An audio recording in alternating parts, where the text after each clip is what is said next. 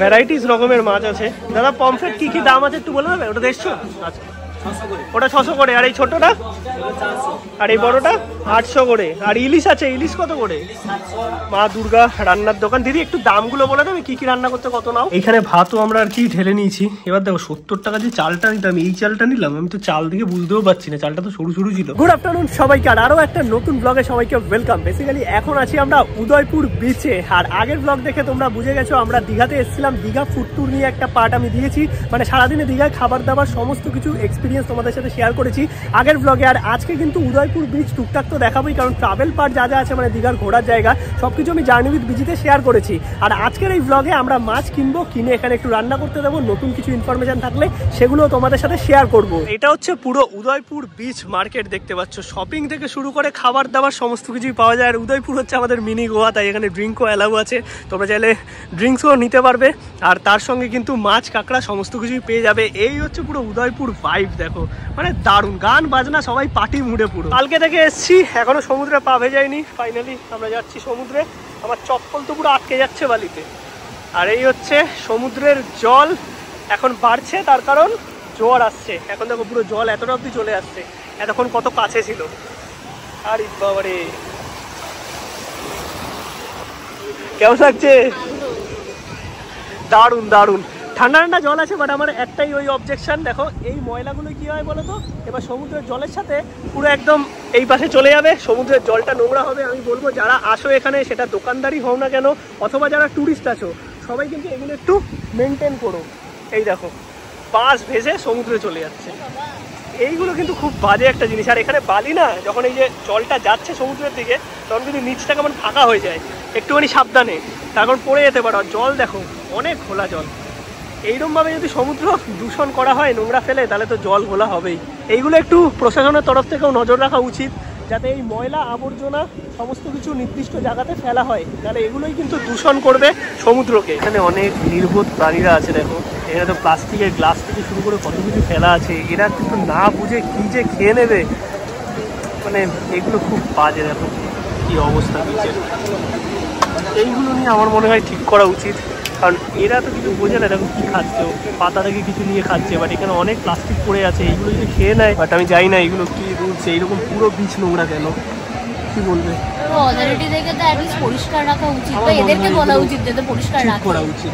বাকি overall experience তো ভালোই। আমরা একটু দূরেই বসলাম, তার কারণ হচ্ছে জল এক্ষুনি বললো এখানে চলে আসবে, কারণ জোয়ার বাড়ছে যেহেতু। আর এখান থেকে দেখো একটা স্পিড বোট ছাড়ছে, এই যে এরকম স্পিড বোটেও তোমরা কিন্তু ঘুরতে পারবে। এটা নিউ দীঘা ওল্ড দীঘাতেও আছে, আর উদয়পুর বিচেও আছে। ক্র্যাব ফ্রাই বা ক্র্যাব মশালা বলতে পারো, এর দাম 200 টাকা, কোয়ান্টিটি এতটা হয়েছে। আর এই হচ্ছে সমুদ্র, এখানে চলছে হাইপার ল্যাবস, আর তার সঙ্গে এত সুন্দর কাঁকড়া, মানে সত্যিকারের দারুণ। এই দেখো জল এসে পুরো পায়ে লাগছে, আর তার সঙ্গে এইরকম কাঁকড়া মশালা আমরা খাচ্ছি। এই ভাইব কিন্তু শুধু তোমরা উদয়পুর আসলেই পাবে, মানে বাংলার মিনি গোয়া এমনি এমনি বলে না, সাইডে গানও বাজছে, জাস্ট দারুণ। এবার একটু টেস্ট করে আমি দেখি, যদিও ক্র্যাব ধরে ধরে খেতে হবে সময় নিয়ে, বাট ফ্রাইটা খুব ভালো করেছে, একদম ঝাল ঝাল। আর যেহেতু সমুদ্রে হাওয়া দিচ্ছে না, খুব তাড়াতাড়ি ঠান্ডা হয়ে যাচ্ছে। এরকম বড় বড় ক্র্যাব নিয়েছি, 2 টাইপের আছে, বড় ক্র্যাবও আছে, ছোটো ক্র্যাবও আছে, বাট খুব ঝাল এখানে।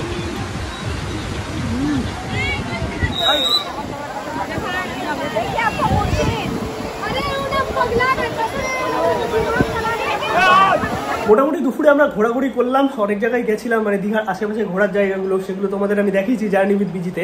এখন মোটামুটি বাজে সন্ধ্যে 6:30 7টা। এখন যাবো বাজারে, কারণ বাজার করলে মোটামুটি ওই 6:30 নাগাদ, 7টার মধ্যে সবটা বসে যায়। তারপরে মাছ কিনবো, মাছ কিনে রান্না করতে দেবো, সেই ডিটেলস তোমাদের দেখাচ্ছি। আমি আগের বার যখন ভিডিও করেছিলাম নিউ দীঘাতে করেছিলাম, এবার করবো ওল্ড দীঘাতে, তার কারণ ওল্ড দীঘাতেও কিন্তু প্রচুর মাছের বাজার আছে, তার সঙ্গে রান্না করারও ব্যবস্থা আছে। আমরা চলে আসলাম মাছ বাজারে, এটা হচ্ছে ওল্ড দীঘার নেহেরু মার্কেট। ওল্ড দীঘাতেও বাজার আছে, নিউ দীঘাতেও বাজার আছে। আর এই দেখো ভর্তি রান্না করানোর দোকান, আর মাছ বাজারটা হচ্ছে পেছন দিকে।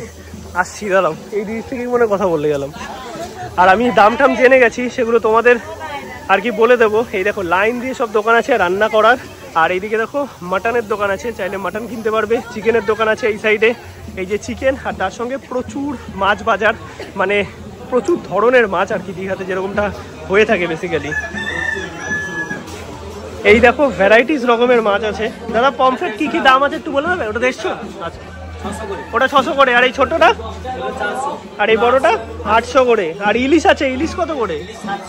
আর কাঁকড়া কাঁকড়া কাঁকড়া 400 করে। তো দাম মোটামুটি এইরকম আছে। আর ভ্যারাইটিস রকমের মাছ বসে, কিন্তু প্রচুর কিন্তু মাছের ভ্যারাইটি আছে। এইদিকে চিংড়িও আছে দেখতে পাচ্ছি, বেশ বড় বড় সাইজের চিংড়ি। চিংড়ি কত করে গো? 750 করে। এইখানেও আছে। আর একটু সামনের দিকে যাই, দেখি আর কি কি আছে, তোমাদের একটু দেখিয়ে দিচ্ছি। এইদিকে তো বড় বড় কাতলা আছে দেখতে পাচ্ছি, রুই আছে, মানে ভ্যারাইটি কিন্তু প্রচুর মাছের। এইদিকেও পমফ্রেট আছে।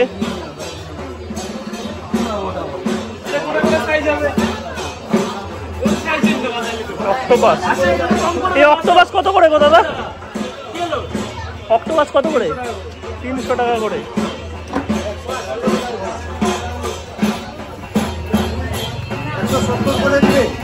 ভোলা মাছ। এই ছোট চিংড়ি কত করে গো? 250 টাকা। এই হচ্ছে মাছ বাজার গেল পুরো। আর তারপরে এইদিকে হচ্ছে সবজি বাজার, মানে এখানে কিন্তু মশলাপাতি যা আছে এনারাই দিয়ে দেয়। আর যদি তোমরা কিছু আলাদা করে সবজি করতে চাও তাহলে তোমাদের নিতে হবে। আর যদি মাংসের সাথে আলু দিতে চাও তাহলে কিন্তু আলুটা নিতে হবে। আর এদিকে মন্দির আছে, মা কালীর মন্দির। এইদিকে দেখো মুদি মশলার দোকান আছে, চাল নিতে পারবে। আর এইদিকে হচ্ছে চিকেন সেন্টার। নিলাম আমরা চিকেন। এখানে দেশি ব্রয়লার দু রকমই আছে। এই হচ্ছে প্রাইস দেখতে পাচ্ছ, দেশি হচ্ছে 250, ব্রয়লার 300 টাকা কাটা।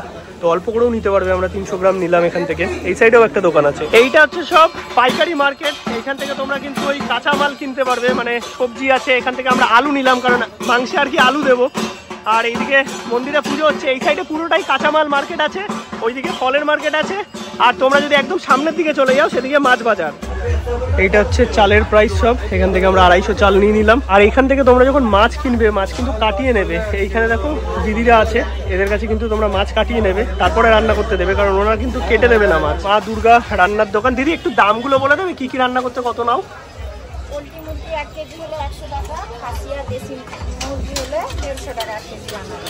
আচ্ছা, আর মাছ যে কোনো মাছ বানালে 1 কেজি 100 টাকা, মানে সেটা যে কোনো মাছের ক্ষেত্রে। আর কাঁকড়া যদি কেউ নেয় 100 টাকা। সেটা কি কষা করে রান্না করে দাও তো? আর যদি কেউ মাছ ভাজা নিতে চায় 1 কেজি মাছ ভাজা 80 টাকা। 80 টাকা। আর কম করেও তো করতে পারে কেউ চাইলে, 500 বা 250। আচ্ছা, তো এই হচ্ছে মোটামুটি দাম আছে। বাকি আমরা চিকেন আর পমফ্রেট দিলাম দাদার কাছে। আর যদি তোমরা আর কি মাংস নাও তাহলে কিন্তু আলু টমেটো কিনে দিতে হবে। আর মাছ কাটিয়ে নিয়ে আসলাম, তোমাদের দেখালাম। বাকি চলো রান্নাটা করে নিই। আর দিদিদের কাছেই ফয়েল পেপার আছে, তোমরা যদি ফয়েল পেপারে নাও তাহলে 5 টাকা করে দিদিরা প্যাক করে দিয়ে দেবে। আর যদি কন্টেনার নিতে হয় তাহলে এই দেখো অপোজিটেই দোকান আছে, এদের থেকে কন্টেনার তোমরা কিনে নিতে পারো। দেন দিদিদের দিলে এটা কিন্তু পুরোটা অ্যারেঞ্জমেন্ট করে দেবে। আর রাত 10টা অবধি খোলা থাকে। সকালে কটায় খোলে? 8টা থেকে, মানে দুপুরেও রান্না করতে দিতে পারো, চাইলে রাতেও। আর চালও আমরা কিনে দিলাম। আর ভাতের দামটা একটু বলে দাও। 1 কেজি চাল 50 টাকা, মাংস বানালে 40 টাকা। রান্না করতে দিয়ে এখন আমরা বেরোলাম। আর এই হচ্ছে ওল্ড দীঘা। ওল্ড দীঘা থেকে কিন্তু তোমরা নিউ দীঘা যাওয়ার এরকম অটো টোটো ভ্যান সব কিছুই পেয়ে যাবে। তো চলো আমরা অটো করে এখন যাবো হচ্ছে নিউ দীঘা।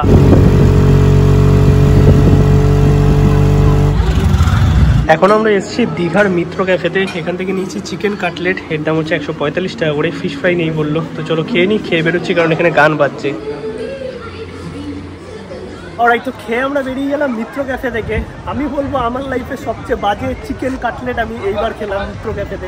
মিত্র ক্যাফে অনেক বড় ব্র্যান্ড, আমি কলকাতা ভিডিওতে অনেক ভিডিও করেছি, বাট আমি জানি না যে এইরকম এক্সপিরিয়েন্স কেন হলো। সত্যিকারের মানে আমি বলবো 145 টাকা করে নিল, মানে দুটো মিলিয়ে জিএসটি নিয়ে 305 টাকা হলো। আর এনাদের আবার একটা ব্যাপার আছে যে এদের ফেসবুক পেজ লাইক করলে, তারপর কি ইউটিউব চ্যানেল ফলো করলে 10% ডিসকাউন্ট আছে। তারপর ডিসকাউন্টটা বড় কথা। চিকেন কাটলেট যেটা নিলাম, বেসিক্যালি চিকেন মানে ওই পুরো কাটলেটটার মধ্যে ছোট ছোট হয়তো হাতে গোনা কয়েকটা পেয়েছি, বাকি পুরো স্টাফিং, মানে এটা হয়তো ব্রেড ক্রাম্পস আর আলু দিয়ে কিছু একটা স্টাফিং বানিয়েছে, পুরো মোটা স্টাফিং, তার মধ্যে কয়েকটা ছোট ছোট চিকেনের টুকরো।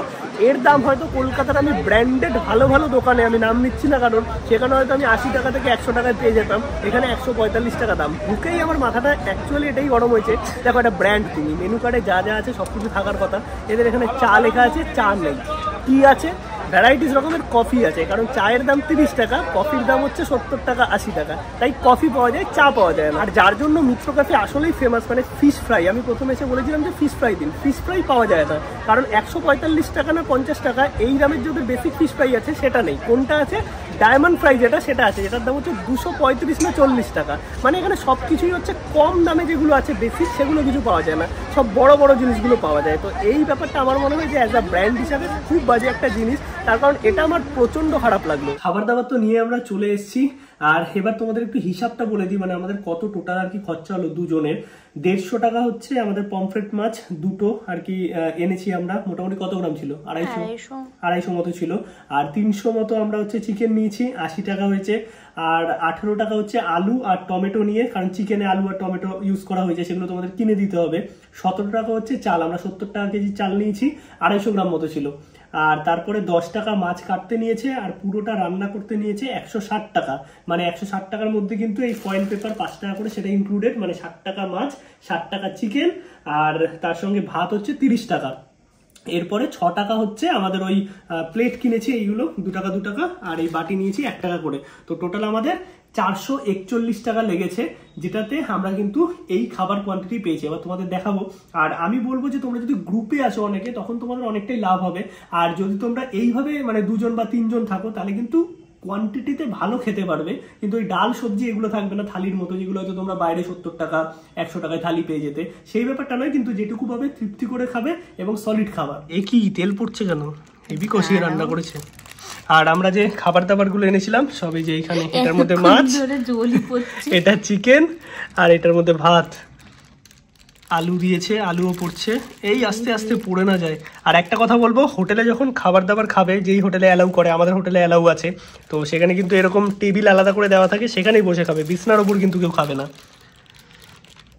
আচ্ছা, এই হচ্ছে আমরা ঝোল বলেছিলাম, এটা বেশি ঝোল করে ফেলেছে। এইখানে ভাতও আমরা আর কি ঢেলে নিয়েছি। এবার দেখো 70 টাকা যে চালটা নিতাম, এই চালটা নিলাম, আমি তো চাল দিকে বুঝতেও পারছি না, চালটা তো সরু সরু ছিল।